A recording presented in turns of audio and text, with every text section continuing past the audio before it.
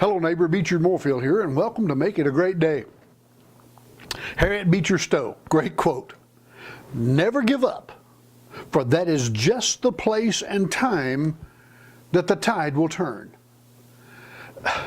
I don't know if you've ever experienced that in your life, but I have. I experienced it once in an collegiate college wrestling match. To my loss, I could have, at that point in time, I could have bridged another, 10 seconds easily. But I was getting tired, and the guy that I was wrestling was probably the strongest guy I ever wrestled, and any time I ever wrestled in my life. In fact, he went on to be a professional football player. But he was quite strong, and he had me in a bad position, near pin predicament. I would have lost some points, but I decided it's not worth it. So I dropped my shoulder to the mat. Well, in collegiate wrestling, when that shoulder hits the mat, you don't get a 1, 2, 3. This is not the WWE. When that shoulder hits the mat, and it's over, that quick.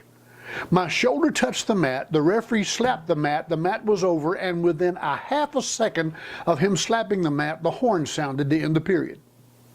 I was that close to going into the third period when I would have had the advantage, and my wrestling experience, I think, could have paid off at that time. Nevertheless, I gave up. It's the only time in my life that I ever gave up, and I made my mind up that day. I'll never do it again. Don't give up. Do you have a dream? Do you have a desire? Do you have a goal? I've carried dreams in my heart many times for years, but because I did not give up, I've been able to live many of those dreams out already, and others aren't even now coming true in my life.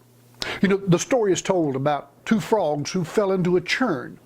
In case you're not old enough to know what a churn was, that was used back in the early part of the 20th century, and of course in the 19th century as well, where you would pour in the cream and etc. from the milking of the cow, and maybe some salt, but you would churn. It was a cross member in the bottom. You pour that and you churn up and down, and as you did that, you ultimately made butter. Well, again, the story is told of two frogs who fell into a churn, and they were in the solution of the cream and the milk that was there, and they paddled and they kicked, and they just did all they could to stay afloat. And finally, one of the frogs said, "You know, I just can't make it any further." He gave up, he sank to the bottom, and of course he drowned.